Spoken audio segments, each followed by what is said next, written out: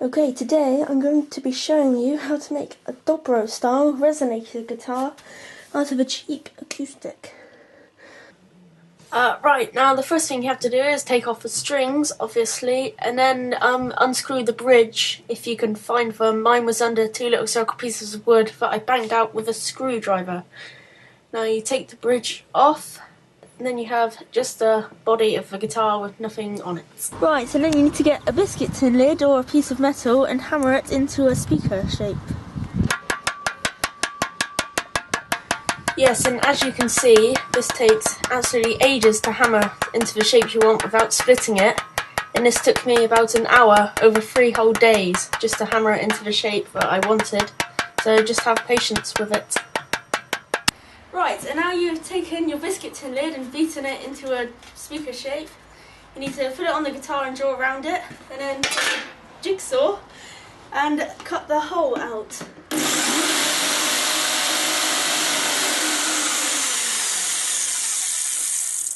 Then we'll edit that bit. And then you show that bit? Yeah. And action. Right, so now I'll do that bit again. And action. Right, oh god. And now we have taken that bit out. Put your biscuit tin in to check it fits nicely, and now we need to glue that in. Now if the support on the inside of the guitar is getting in the way of the biscuit tin edges, just chisel them out so you can stick them in. Now for making the biscuit, which will go on top of the biscuit tin lid, you need to draw around a circle that is about the same size as your bridge. And now you need to cut that out with the jigsaw.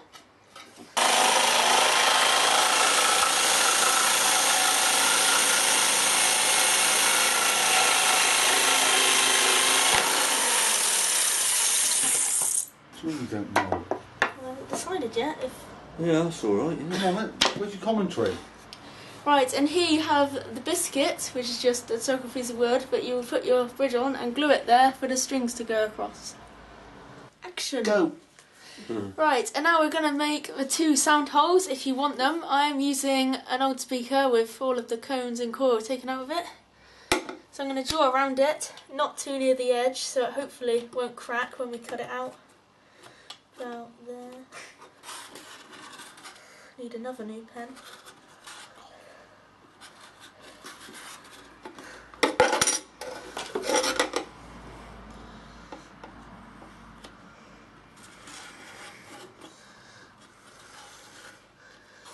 Right, now we'll cut those 2 out.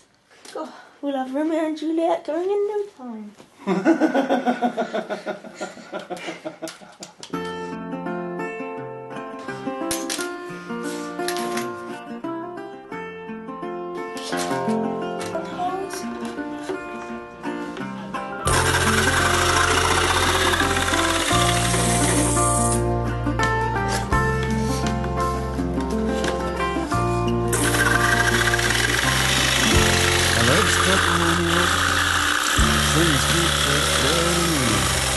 Laying everybody low with a hot song and steps out of the shade, says something like, you knew how bad it is.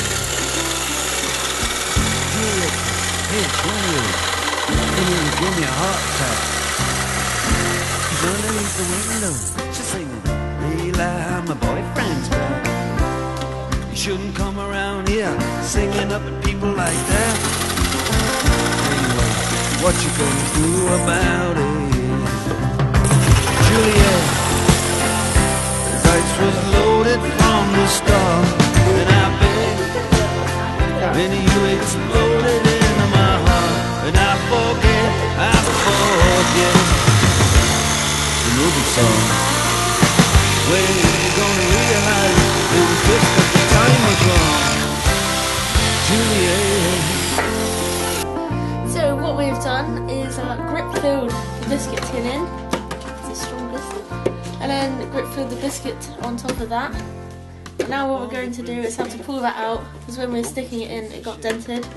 And also we have grip filled the sound hole in with just a piece of wood we cut out from this big hole here. Yeah. Right, and then using this template for the strings to go through, we made this string holder out of a nice piece of hardwood that we found.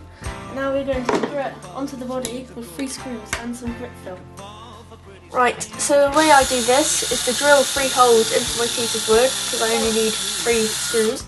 Now I'm going to put the piece of wood on the body, line it up, and drill the 3 holes all the way through so it lines up. Then I'm going to screw the piece of wood onto the body, check it all lines up, and then unscrew it again so that I can drill the holes for the strings. To mark where the string holes should go, all I do is place the bridge that came with the guitar on where I want the holes on my new piece of wood and just drill gently through to mark where the holes should be. Now for the actual string holes, you need to drill straight down all the way through the piece of wood with a drill bit that is bigger than the string but smaller than the bit on the end of the string that stops it coming all the way through the body. Second one. Third one. No. Also, as you can see here, when using hardwood and a small drill bit, always make sure you don't snap it.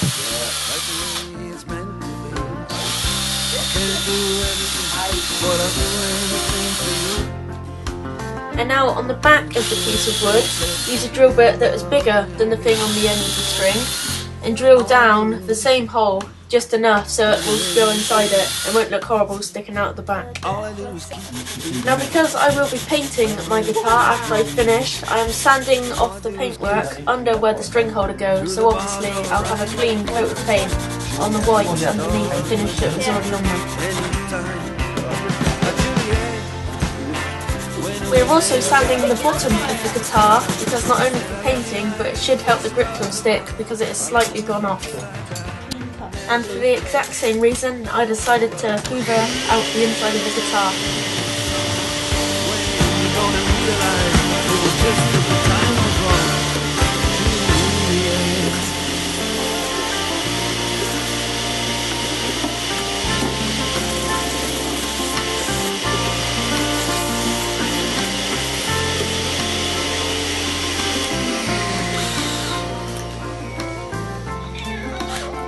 And then we countersunk the 3 holes that were going to be used for the 3 screws to hold it onto the body, just to make it look a bit nicer.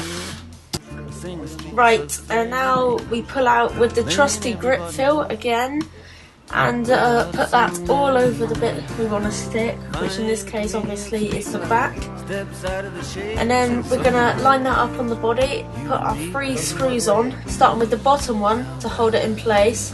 Then we use the top 2, which are on the left and right, to make sure that it glues in square. Now we use the trusty white spirit. Cover an old rag in and then wipe off all of the edges to make it look nice and clean and tidy. Right, now what you need to do is measure from the nut to the 12th fret, and then that distance is what distance the bridge should be from the 12th fret. So the distance between the nut and the 12th fret is the same as the bridge and the 12th fret. And then I've grip filled the bridge onto the biscuit. And while I was using the grip fill, I also stuck my 2 speakers on, which is just as simple as it sounds. Now you need to get a pot of wood filler, and using all the instructions on the back to mix it up, fill in all the screw holes and gaps from where here you can see I filled the hole in the middle. And as you can see by my poor attempt, it's not as easy as you think.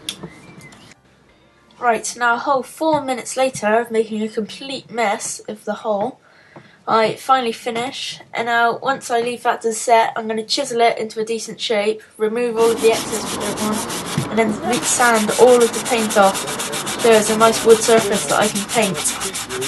And to get rid of all the dust and stuff inside the guitar, I use the time-tested method of swinging it around my head.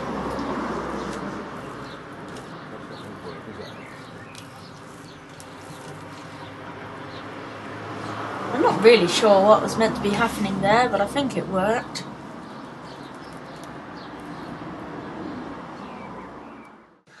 Right, now it's back to the old pot of Crayola paints I had when I was little, and they actually give quite a nice finish. So I've got silver that I'm going to put all in the middle, which should hopefully match the metal colour, and then a bit of red around the outside.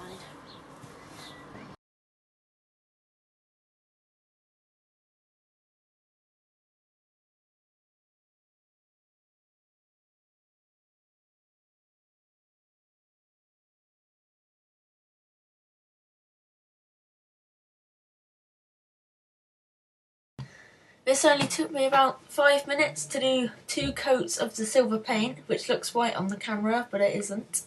And it's quite nice to listen to the F1 cars going up the road.